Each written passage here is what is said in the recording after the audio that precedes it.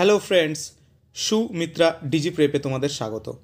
আশা করি তোমরা ভালোই আছো এবং জোর কদমে তোমাদের প্রস্তুতি চালিয়ে যাচ্ছ নিজের এবং সাথে সাথে পরিবারের লাইফ সিকিওর করার জন্য। তোমরা জানো, কিছুদিন আগে মিনিস্ট্রি অফ রেলওয়ের তরফ থেকে লেভেল 1 অর্থাৎ গ্রুপ ডি এর একটি শর্ট নোটিফিকেশান বেরিয়েছিল। গতকাল তার ডিটেল নোটিফিকেশান দিয়েছে এবং এখন তার ফর্ম ফিল আপ শুরু হয়ে গেছে। তারই আজ বিস্তারিত আলোচনা করব। এই লেভেল 1 বা গ্রুপ ডি পোস্টে আবেদন করার জন্য যোগ্যতা কী লাগবে, বয়স কত চাওয়া হয়েছে, পরীক্ষার সিলেবাস কী থাকবে, এক্সাম প্যাটার্ন কী হবে, বেতন কত দেবে, সবই আমরা দেখে নেব এই একটি ভিডিওতে।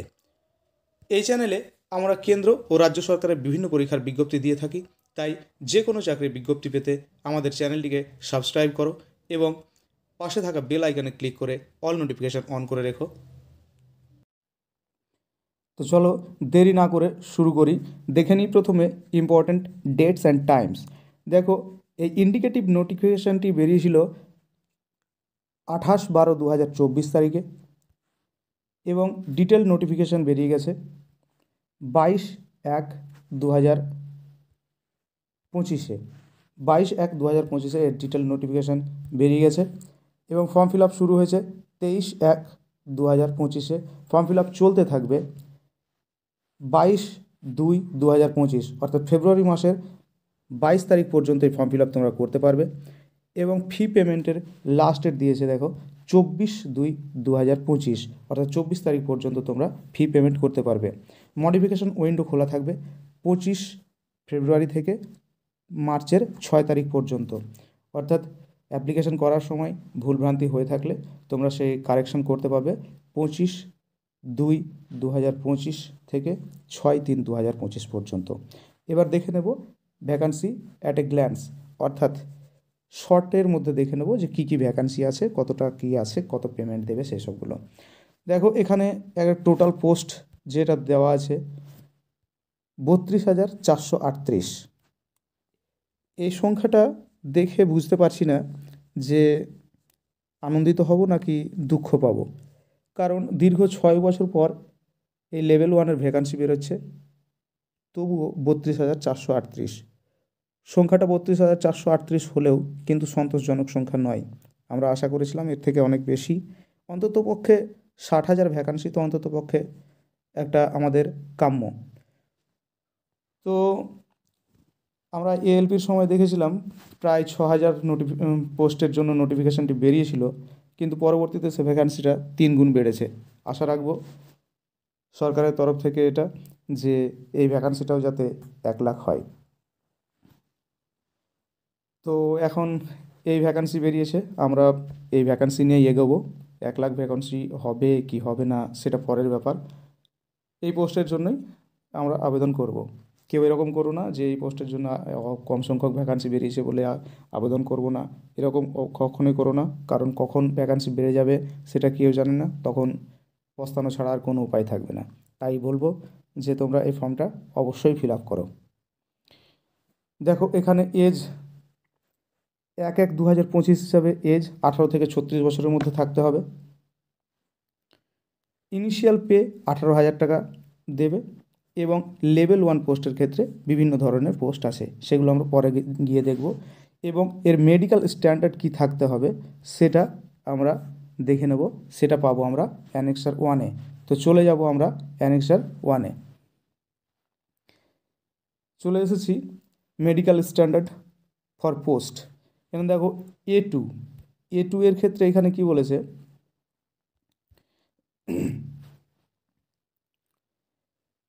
এই মেডিকেল স্ট্যান্ডার্ড A2 এর ক্ষেত্রে বলা হয়েছে ডিস্ট্যান্ট ভিশন 6/9 উইদাউট গ্লাসেস। অর্থাৎ A2 এর যে মেডিকেল স্ট্যান্ডার্ড সেসব পোস্টের জন্য চশমা থাকলে চলবে না। এর পরবর্তীতে বাকি যে পোস্টগুলো আছে তাদের মেডিকেল স্ট্যান্ডার্ড আছে A3, B1, B2, C1, C2। এই সমস্ত যে সমস্ত পোস্টের জন্য যেগুলো মেডিকেল স্ট্যান্ডার্ড লাগবে তাদের ক্ষেত্রে তোমার চশমা থাকলেও তুমি অ্যাপ্লিকেবল। দেখো, উইথ অর উইদাউট গ্লাস, এখানে একটা কথা উল্লেখ করে দিয়েছে, উইথ অর উইদাউট গ্লাস, অর্থাৎ চশমা থাকলেও তুমি এলিজিবল। বাট এই A2 স্ট্যান্ডার্ড এর ক্ষেত্রে, এই A2 স্ট্যান্ডার্ড মেডিকেল স্ট্যান্ডার্ডের ক্ষেত্রে তোমার চশমা থাকলে চলবে না। ঠিক আছে, আশা করি বুঝতে পেরেছো। এবার চলে যাব আমরা পরবর্তী এসে, যে এজ লিমিট কত লাগবে আর কি। এই গ্রুপ ডি পোস্টের জন্য 1/1/2025, এই 1/1/2025 হিসাবে বয়স হতে হবে নর্মালি যেটা, সেটা 18 থেকে 33, সেটা থাকতে হবে 18 থেকে 33-এর মধ্যে। কিন্তু কোভিড প্যান্ডামিকের জন্য এবার কিন্তু 18 থেকে 36 বছর পর্যন্ত সুযোগ পাবে। তাই এই সুযোগ বারবার হয়তো আসবে না। যাদের বয়স বেড়ে যাচ্ছে বলছো, তারা কিন্তু অবশ্যই অবশ্যই এইবারে যাতে একটা সিট কনফার্ম হয়, তার জন্য মানে কি বলবো, যান জীবন দিয়ে লেগে পড়ো। ঠিক আছে,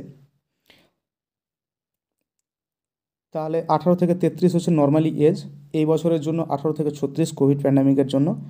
এবং বাকি SC ST OBC যারা আছে তারা সরকারের রুলস অনুযায়ী ছাড় পাবে। কীরকম দেখো, OBC যারা NCL আছে, ওবিসিরা 3 বছরের ছাড় পাবে, SC STরা 5 বছরের ছাড় পাবে, এবং এক্স সার্ভিসম্যান যারা ইউআর ক্যাটাগরি এক্স সার্ভিসম্যান তারা 3 বছর এক্সট্রা ছাড় পাবে, এবং OBC NCL যারা থাকবে তারা 6 বছরের ছাড় পাবে, এবং SC এক্স সার্ভিসম্যান যারা, তারা 8 বছর ছাড় পাবে। পার্সন উইথ বেঞ্চমার্ক ডিসেবিলিটি অর্থাৎ PWBD ক্যান্ডিডেট যা PWBD ক্যান্ডিডেট যারা, তারা 10 বছর ছাড় পাবেন। OBC NCL হলে 13 বছরের ছাড় পাবে, SC ST হলে 15 বছরের ছাড় পাবেন।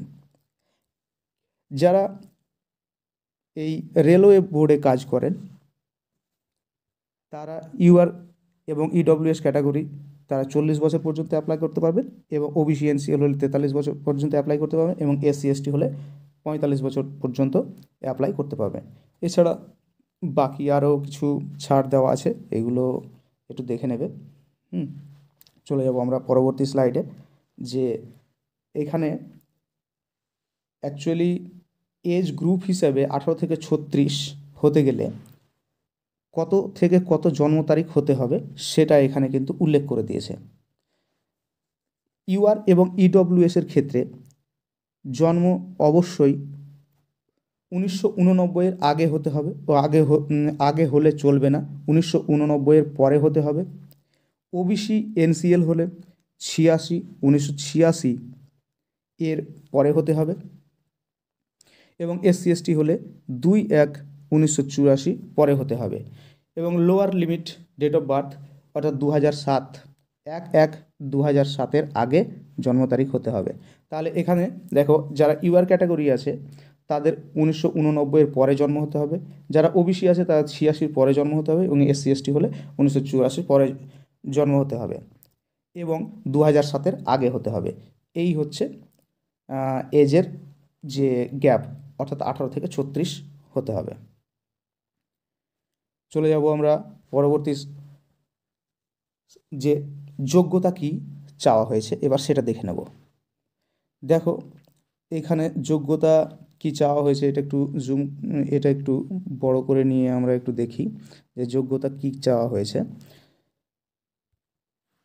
যোগ্যতা চাওয়া হয়েছে 10th pass, ITI or equivalent or national apprenticeship certificate granted by NCVT। এই জায়গাটা ভালো করে লক্ষ্য করে দেখো, এখানে কি বলতে চেয়েছে। এখানে তোমরা 10th পাস যদি হও তবুও তোমরা এলিজিবল, অর ITI যদি হও তবুও তোমরা eligible, or national apprentice certificate, অর্থাৎ 1 বছরের যদি অ্যাপ্রেন্টিসশিপ সার্টিফিকেটও থাকে তবুও তুমি এলিজিবল।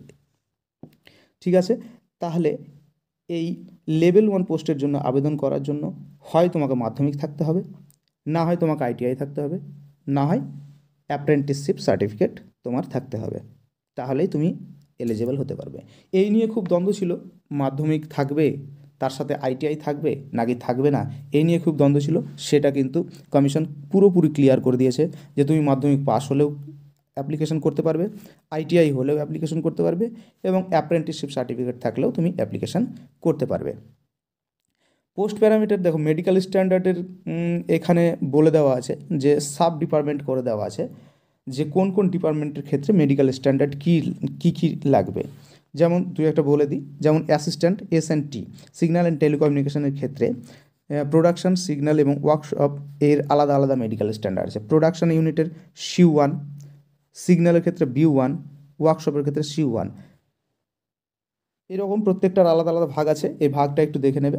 তবে C1, B1, C1, B1, B1 এইগুলোই আছে। এগুলোর ক্ষেত্রে চশমা থাকলেও তুমি অ্যাপ্লিকেশন করতে পারবে, এটা আগেই বলে দিলাম। এবং A2 মেডিকেল স্ট্যান্ডার্ড যাদের, তাদের কিন্তু চশমা থাকলে চলবে না। ঠিক আছে, তাহলে এইখানে সেই একই বিষয় এখানে বলে দেওয়া আছে, সেটা একটু দেখে নেবে। হ্যাঁ, চলো এবার দেখবো আমরা এক্সামিনেশন ফি। এক্সামিনেশন ফি কার কত টাকা পে করতে হবে সেটা এবার দেখব। দেখো, for all candidates except the fee concession categories mention below at the serial number 2, অর্থাৎ 2 নম্বর সিরিয়ালে যারা আছে তাদের বাদে বাকি যারা আছে তাদের 500 টাকা করে নেওয়া হবে, তাদের 500 টাকা করে ফি কাটা হবে। যদিও CBT 1 পরীক্ষা পরে তুমি 400 টাকা ব্যাক পাবে, তো তবুও এক্সামিনেশন ফি হিসাবে তোমার 500 টাকা চার্জ হবে। ঠিক আছে, এবার কাদের কাদের এক্সেপ্ট বললো সেটা দেখে নেব। দেখো, ফর পিডব্লিউবিডি female transgender ex serviceman candidates, তারপরে SC/ST EBS। দেখো এখানে একটা পয়েন্ট খুব সুন্দরভাবে বলে দিয়েছে, এটা খুব ভালোভাবে লক্ষ্য করার বিষয়। দেখো, EBC should not be confused with OBC or EWS, অর্থাৎ যারা EBC অর্থাৎ ইকোনমিক্যালি ব্যাকওয়ার্ড ক্লাসেস যারা, তাদের কিন্তু ফিয়ে ছাড় আছে। হ্যাঁ, কিন্তু EWS বা OBC এদের কিন্তু ফিয়ে ছাড় নেই, তাদের কিন্তু 500 টাকায় কাটতে হবে, কিন্তু 500 টাকায় কাটবে। কিন্তু EBC যারা, তাদের 250 টাকা ফর্ম ফিল আপে লাগবে, যদিও পরীক্ষার পরে এই 250 টাকা তারা রিফান্ড পেয়ে যাবে। ঠিক আছে, রিক্রুটমেন্ট প্রসেস এই ছিল, ফি এর গল্প গেল। এবার রিক্রুটমেন্ট প্রসেসটা কী হবে, এবার সেই নিয়ে এবার আলোচনা করব। ক্যান্ডিডেট শুড অ্যাপ্লাই থ্রু অনলাইনে অ্যাপ্লিকেশন করতে হবে। ঠিক আছে, এবার রিক্রুটমেন্ট প্রসেস কয়েকটা স্টেজে হবে। সেই স্টেজগুলো কী কী, একটা কম্পিউটার বেসড টেস্ট হবে, অর্থাৎ CBT টেস্ট হবে, তারপর ফিজিক্যাল এফিসিয়েন্সি টেস্ট হবে, তারপর ডকুমেন্ট ভেরিফিকেশন হবে, তারপর মেডিকেল এক্সামিনেশন হবে। এই 4টে প্রসেসের মাধ্যমে তোমার রিক্রুটমেন্ট প্রসেস কমপ্লিট হবে। অর্থাৎ এখানে দেখতে পাচ্ছ, এখানে একটাই মাত্র সিঙ্গেল স্টেজ একটা CBT এক্সাম তোমাদের দিতে হবে, তাহলেই কিন্তু ক্লিয়ার। এর কোনো ডবল CBT হওয়ার যে একটা সম্ভাবনা ছিল সেটা কিন্তু নেই। এরপরেই কিন্তু একটা ফিজিক্যাল এফিসিয়েন্সি টেস্ট হবে, তারপর ডকুমেন্ট ভেরিফিকেশন, তারপর মেডিকেল এক্সামিনেশন, এইভাবে রিক্রুটমেন্ট প্রসেসটা কমপ্লিট হবে। ঠিক আছে, আশা করি বোঝাতে পেরেছি। এবার দেখে নেব CBT টেস্টে কী কী থাকবে। দেখো, একটাই মাত্র কম্পিউটার বেসড টেস্ট হবে। এই একটা কম্পিউটার বেসড টেস্টে যে সাবজেক্টগুলো থাকবে সেগুলো থাকবে জেনারেল সায়েন্স। দেখো এখানে দেওয়া আছে জেনারেল সায়েন্স, 25 মার্ক থাকবে, প্রত্যেকটা 1 মার্ক করে 25 মার্ক থাকবে, 25টা কোশ্চেন থাকবে। ম্যাথামেটিক্সে 25টা কোশ্চেন থাকবে, 25 মার্কের। এরপরে জেনারেল ইন্টেলিজেন্স অ্যান্ড রিজনিংয়ে 30টা কোশ্চেন থাকবে, 30 মার্কের। এবং জেনারেল অ্যাওয়ারনেস এবং কারেন্ট অ্যাফেয়ার্সে 20টা কোশ্চেন থাকবে, 20 মার্কের। অর্থাৎ মোট 100টা কোশ্চেন থাকবে, টোটাল মার্ক 100। সময় কত থাকবে, সময় থাকবে 90 মিনিট, অর্থাৎ 1.5 ঘন্টায় 100টা কোশ্চেনের অ্যান্সার করতে হবে। এক্ষেত্রে দেখো নেগেটিভ মার্কিং দিয়েছে, নেগেটিভ মার্কিং থাকবে তোমার 1/3। অর্থাৎ ঠিক করলে 1 নম্বর এবং তিনটে ভুল করলে তোমার সঠিক 1 নম্বর সেটা কিন্তু মাইনাস হয়ে যাবে। ঠিক আছে, তো এবার দেখে নেব আমরা এর ডিটেলস সিলেবাস কি কি আছে সেটা একটু আলোচনা করে নেব। দেখো এখানে ম্যাথামেটিক্স, প্রথমে দেখে নেব ম্যাথামেটিক্স থাকবে তোমার number system, BODMAS, decimal, fraction, LCM, HCF, ratio and proportion, percentage, mensuration, time and work, time and distance, simple and compound interest, profit and loss, algebra, geometry, trigonometry, elementary statics, square root, age calculation, calendar, clock, pipe and system, এ সমস্ত। অর্থাৎ arithmetic portion এর সাথে সাথে advance part যেটা geometry, trigonometry, statistics, এগুলোও কিন্তু থাকবে। এবং কোশ্চেনের লেভেল যে খুব একটা ইজি হবে তা নয়, কোশ্চেনের লেভেলও বেশ ভালো মানেরই থাকবে, তোমরা কনসিস্টেন্টলি পড়াশোনা করে যাও। এরপরে দেখে নেব জিআইয়ের মধ্যে কী কী থাকবে। জিআইয়ের মধ্যে থাকবে analogy, alphabetical and number series থাকবে। দেখো কোডিং ডিকোডিং থাকবে। কোডিং ডিকোডিং কিন্তু রেল খুব একটা ভালো পছন্দের একটা জায়গা, এখান থেকে কিন্তু বেশ কিছু কোশ্চেন রেল তুলে দেয়। ম্যাথামেটিক্যাল অপারেশন থাকবে, রিলেশনশিপ থাকবে, syllogism, jumbling, Venn diagram, data interpretation অর্থাৎ ডিআই থাকবে, sufficiency, conclusion and decision making, similarities, difference, analytical reasoning, classification, direction statements, argument and assumption, extra. অর্থাৎ জিআইয়ের মোটামুটি সব রকম চ্যাপ্টারই মোটামুটি থাকবে। জেনারেল সায়েন্সে থাকবে ফিজিক্স, কেমিস্ট্রি এবং লাইফ সায়েন্স 10th স্ট্যান্ডার্ডের, অর্থাৎ মাধ্যমিক লেভেলের ফিজিক্স, কেমিস্ট্রি এবং লাইফ সায়েন্স থাকবে। জেনারেল অ্যাওয়ারনেস অ্যান্ড কারেন্ট অ্যাফেয়ার্সের মধ্যে থাকবে science and technology, sports, culture, personalities, economics, politics এবং এনি আদার সাবজেক্ট ইম্পর্ট্যান্স। ঠিক আছে, তো এই হচ্ছে সাবজেক্টিভ যেগুলো সাবজেক্ট থাকবে সেটা আলোচনা করলাম। এবার আমরা দেখে নেব ফিজিক্যাল এফিসিয়েন্সি টেস্ট, অর্থাৎ সিবিটির পরে একটা ফিজিক্যাল টেস্ট হবে, সেই ফিজিক্যাল এফিসিয়েন্সি টেস্টে কী থাকবে সেটা দেখো। এখানে মেল ক্যান্ডিডেট এবং ফিমেল ক্যান্ডিডেটের জন্য আলাদা আলাদা টেস্ট হবে।